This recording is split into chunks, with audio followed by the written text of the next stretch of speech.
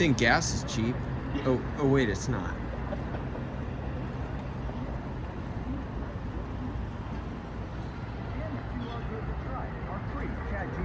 Yeah, we're just getting started. Hey, over here.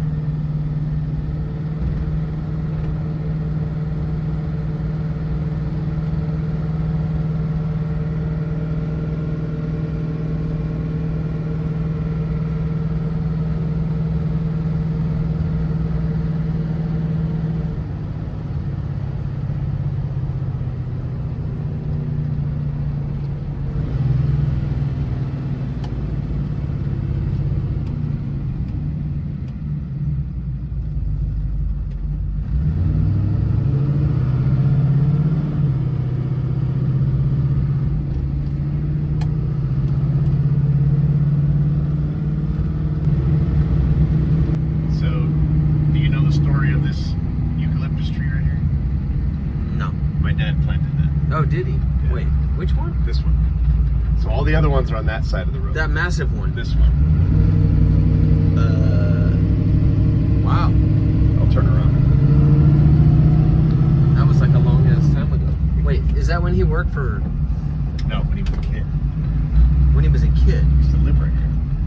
Oh, shit. Okay. So this is Fowler Road, and it used to just go straight up the hill, and these eucalyptus trees were all on one side. Right. And he took one of the little seed pods, and he planted it over here. He used to live right over here. Okay. And he planted that. When he was a kid. Wow, that's really cool. I gotta roll this window down.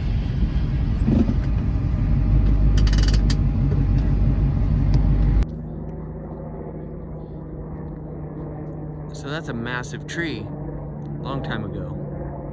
We gotta get the real story on this one. All right, second generation with the tree and the cool car. Awesome. So this is a special car. This car was originally owned by my grandfather, who bought this car, I think, specifically to drive from Modesto to San Jose to commute in. He wanted a car with air conditioning, and this fit the bill. When my aunt became of driving age, she was gifted the car, and so the majority of this car's life in my family was with my aunt owning it. When she decided to sell it, I decided to pass because I felt like I would end up selling it, being a Mopar guy, and I didn't really want it to leave the family, but I also didn't want it myself. So this is when my brother-in-law Jeff comes into the picture, and Jeff bought the car and made it into something it wasn't. What do you have to say, Jeff? I have to say, Todd, you gotta learn how to close your door. Yeah, man. Hey, I'm used to Mopars. The striker always grenades after a million closes, so I just don't close it when I don't need to. Yeah, so let's see if we remember back to the year 2000. Is that when you got it? That's when we got it. You basically, I think that was before texting. It was almost before cell phones. You said, we need to get you another project. Oh, yeah. And you had your mom call your aunt in Modesto and find out if she was willing to sell the Camaro that she had in the garage that nobody had seen in years. Yeah, I had a bunch of stuff stacked on top of it. And your mother helped facilitate convincing her to let it go. I picked up the car for $2,000 in 2000. And so you and I think we borrowed a dolly, a tow dolly, and we drove to Modesto, and your grandfather was there and your aunt was there. We pulled it out of the garage, and it was rough. Yeah. Real rough. Yeah, my aunt wrecked it multiple times. We'll have to have you in this link of this video. You can put one of the original pictures of the car in there. Okay. But yeah, it was one of those situations where it was in the garage and they were gonna fix it someday, right? yeah, someday. Yeah, they're gonna fix it up. Nobody knew anything about cars or had any money or anything, so Jeff rescued it. Awesome. That's right. So we got it back to San Jose. At the time, you were my next door neighbor. We were living in a duplex together. That's right. And we actually put a battery in it and fired it up. And I remember it just smoking like crazy. It was actually had motor oil coming out of the muffler. And it was, just blowing smoke. I backed it into the street and pulled it back up into the driveway, and that was as far as this car ever drove before it's in the state that it is now.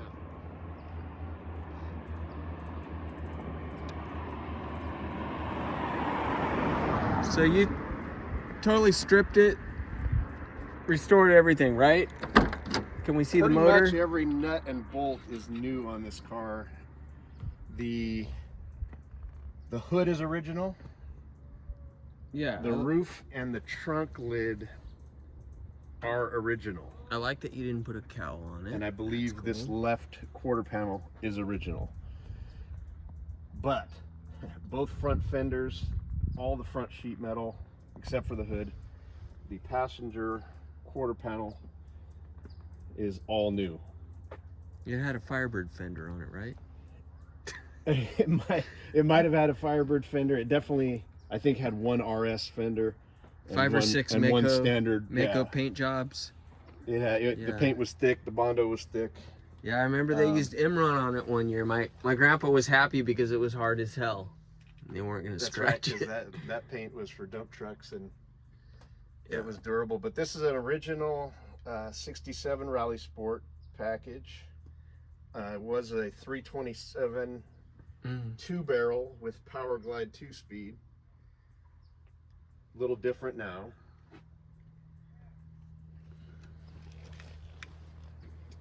We left the flat hood on it. Didn't want to go with the cowl hood.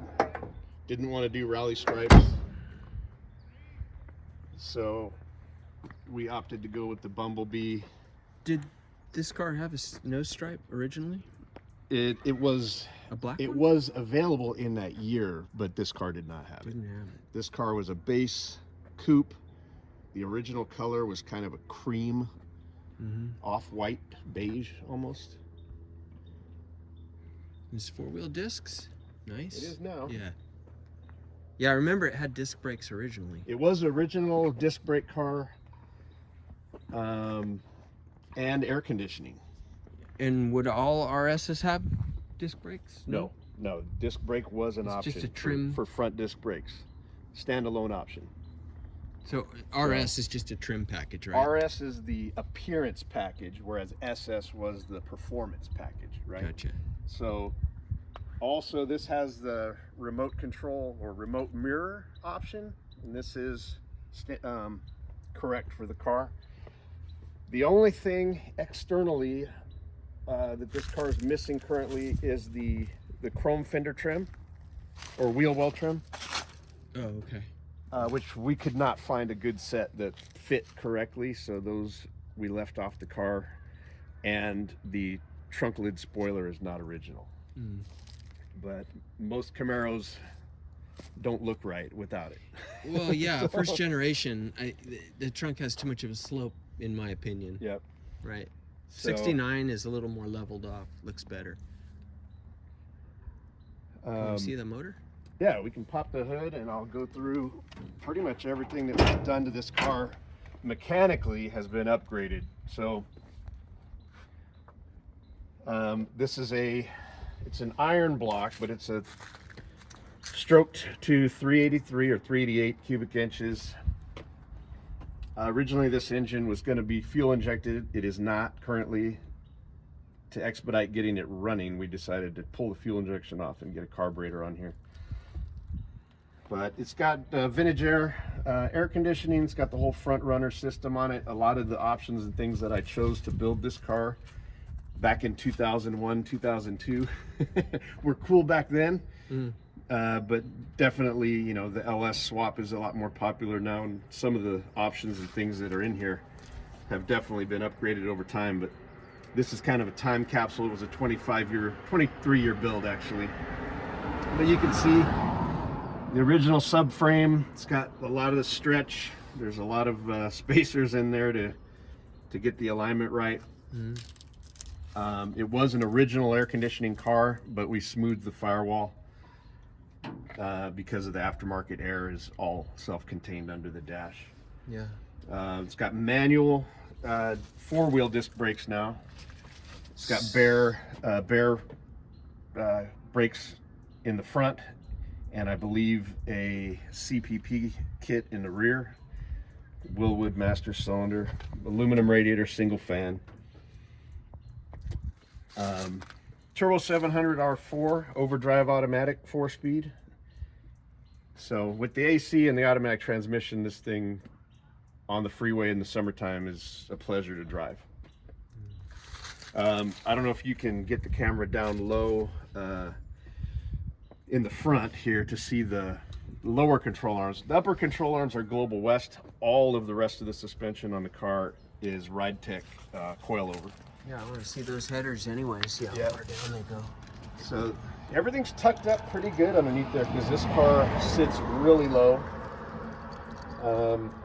The wheel offset in the rear is a little bit wrong or incorrect, and we do get some scraping of the tires when we go in and out of driveways and that type of thing. But the stance that you see this car in is almost at the top of the coilover adjustment. So this suspension was designed to be run really, really low, and probably a little bit too low for most street duty, at least here in the Bay Area. Yeah. Don't tell people where we live, they'll hate on us. Cool. Let's see, we can just take a quick glance at the interior. Sound system is still in progress. There's no radio in the car, but it does have the standard interior, all black vinyl. Some of the aftermarket panels didn't have some of the chrome accents and things that belong in there, but over time we'll get to those. Yeah, because the original door panels had speaker holes cut in them, correct? Right? Yeah, and the doors have speaker holes cut in the sheet metal as well, I believe, still. So. I think my aunt would just like go get like a $29 stereo and just say, have it installed, and the monkeys just start chopping away. That's it. That's sad. Wow. Is there a rear sway bar? No rear sway bar. It's adjustable coilover. It feels stiff as hell. I don't think it needs it. It's Just all in thought the I'd spring. ask. It's all in the spring, but you can see it's got the full Rick's stainless steel fuel tank. It's got a fuel injection pump inside it, so the car was set up for fuel injection and can be converted quickly. But you can see those coilovers. Well, those shocks are adjustable, huh? Fully adjustable. And that whole rear subframe replaced the original leaf spring single leaf suspension that was in the back here. I remember that. Single. And it's got a 8.5 10-inch Auburn positraction rear axle. So we basically took out the old 8.2 and put in an 8.5. No need for a 12 bolt. This is mainly a driver, cruiser. Yeah. and that is the original license plate number. A lot of people ask me Oh yeah. if I did I win it from the UFC or something like that. That's And cool. no, that's the original license plate. That's awesome. Yeah, T or U for 67 in California. Well, let's go eat some turkey. Let's do it. It's Thanksgiving, Yeah. so Thanks for featuring the car. yeah. Special car for me.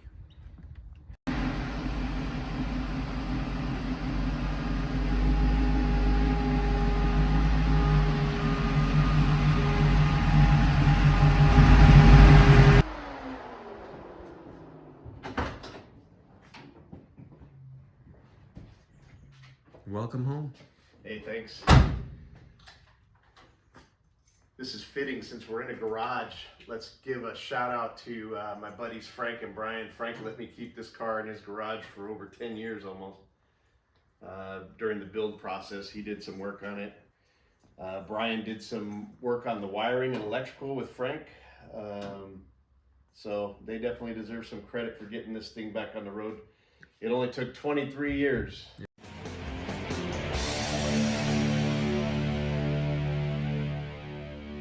I used to do burnouts in this car when I was 17. One wheel peel all the way down the street. One wheel peel. Yeah. Bias ply tire.